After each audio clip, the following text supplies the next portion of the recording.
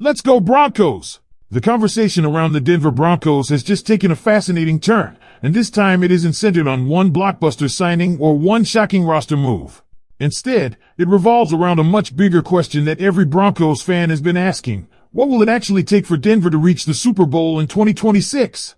According to a new discussion, there are a handful of players who could determine whether this season ends with another playoff appearance or with the Broncos competing for the Lombardi Trophy. And the names at the top of that list may not surprise you, but the reasons behind them certainly will. Even more interesting, the discussion argues that while Bo Nix remains the most important player on the entire roster, Denver's Super Bowl hopes won't depend on him alone. Several offensive and defensive stars are now being identified as the true difference makers, and if even one of them falls short of expectations, it could completely change the Broncos' championship aspirations. On the other hand, if they all perform at the level many believe they're capable of reaching, Broncos country may finally have a legitimate reason to dream bigger than ever before. But before we continue, make sure you've already hit the like button if you truly believe the Denver Broncos have what it takes to compete for a Super Bowl this season. And if you're one of the optimistic fans who believes this team is ready for something special, comment this right now. Go Broncos! This is our year! Now let's get straight into the biggest story. According to the discussion, there was never any real debate about the most important player on the roster. According to the discussion, there really wasn't much disagreement about who sits at the center of Denver's championship hopes. Bo Nix. Everything starts with him. The conversation made it clear that if the Broncos are going to reach the Super Bowl, no player will have a greater impact than their third-year quarterback. And when you look at what has already happened during his first 2 NFL seasons, it's easy to understand why that belief continues to grow. The discussion pointed to Bo Nix's ability to deliver in pressure situations, highlighting his success in comeback victories and his overall record since entering the league. More importantly, it emphasized that Nix has consistently shown he doesn't shrink when the biggest moments arrive. One game, in particular, stood out throughout the conversation. His playoff performance against Buffalo. According to the discussion, that game changed the way many people around the league viewed Bo Nix. After years of hearing criticism before the draft and questions about whether he could become a franchise quarterback, many observers left that performance believing Denver had found exactly what it was looking for. But perhaps the biggest compliment wasn't about statistics. It was about leadership. The discussion repeatedly described Bo Nix as a player who performs when everything is on the line. Someone teammates trust.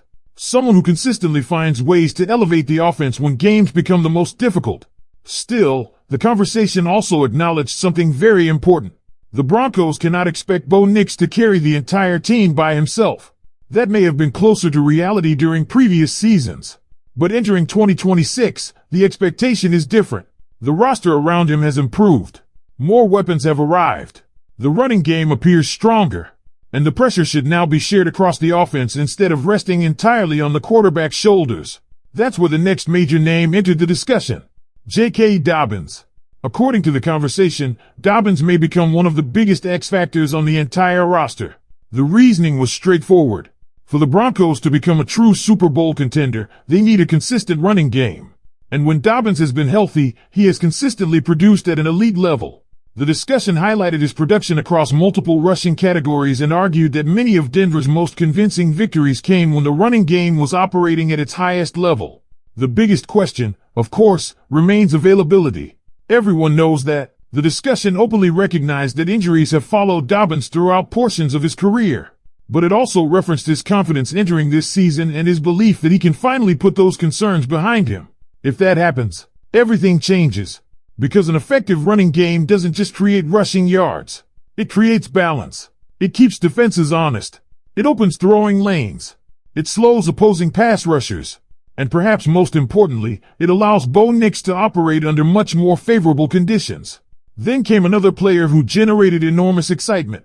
Jalen Waddle. According to the discussion, Waddle isn't simply another talented receiver joining the offense. He represents something the Broncos have been missing.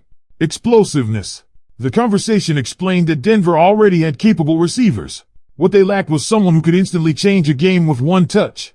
Someone who forces defensive coordinators to completely rethink how they line up before every snap. That is exactly why Waddle was described as such an important addition. His presence alone has the potential to reshape the entire offense. And here's where things become even more exciting.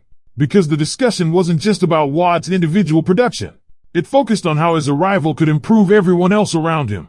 If defenses dedicate extra attention to stopping Watt, Courtland Sutton benefits. The running game benefits. Bo Nix benefits. The entire offense becomes more dangerous simply because of the attention Watt commands. The conversation even suggested that Watt may become the missing offensive piece Denver has been searching for. Not because he'll do everything himself, but because he raises the ceiling of everyone else sharing the field with him. And speaking of Courtland Sutton, the discussion also emphasized that his role may become even more effective this season.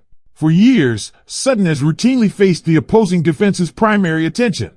Double teams, safety help, bracket coverage. Those responsibilities may now begin shifting because of Watt's arrival. If that happens, Sutton could find himself operating with more one-on-one opportunities than he has seen in several seasons. And for Broncos fans, that possibility is incredibly exciting. Because instead of asking one receiver to carry the passing game, Denver could finally have multiple players forcing defenses into impossible decisions. Everywhere a defense turns. What makes this conversation even more compelling is that it didn't stop with the offensive side of the football. The discussion then shifted toward the defense, and if there's one thing Broncos fans can feel confident about entering the season, it's that this unit already has the talent to compete with anyone in the NFL. The question isn't whether the defense is good enough. The question is whether a few key players can elevate their game just enough to turn an outstanding defense into one that completely takes over football games. The first name that immediately came up was Nick Bonitto. According to the discussion, Bonitto has already established himself as one of the premier edge rushers in football. His production speaks for itself, but the belief is that another level still exists. Not simply more sacks, more game-changing plays, more forced fumbles, more possessions created for the offense. The discussion argued that every time Bonitto reaches the quarterback, there should be an opportunity to change the game completely by attacking the football instead of simply finishing the sack. Imagine what that would mean. A defense already capable of generating consistent pressure suddenly begins creating even more turnovers. That completely changes momentum. It shortens the field for the offense. And it gives Bo Nix additional opportunities to capitalize. But Bonitto wasn't the only defender highlighted. Another player received enormous praise. Zach Allen. According to the discussion, Allen has quietly become one of the most dominant interior defensive linemen in football, even if his impact isn't always measured by sack totals alone. Pressure, quarterback hits, disruption. Those are the categories where Allen continues to separate himself. The discussion emphasized how consistently he affects opposing quarterbacks, forcing rush decisions and collapsing the pocket from the interior. And that's exactly what championship defenses need. Sometimes the player who doesn't finish the sack creates the play that someone else does. Sometimes constant pressure is even more valuable than occasional splash plays. That's where Allen's value becomes enormous. The conversation even referenced his production over the last 2 seasons, highlighting how consistently he has generated pressure from the interior while remaining one of the most reliable players on the defensive front. Then another fascinating name entered the discussion: Riley Moss. According to the conversation, Moss may have one of the biggest opportunities for growth anywhere on the defense. The reasoning was interesting. The discussion pointed to the large number of passes he defended last season and suggested that if even a handful of those breakups become interceptions this year, the entire secondary becomes even more dangerous. Think about the ripple effect. If quarterbacks become reluctant to challenge Riley Moss, where do they throw? Certainly not toward Patrick Surtain very often. That suddenly leaves opposing offenses with fewer safe options across the field. And that's exactly how elite secondaries create problems.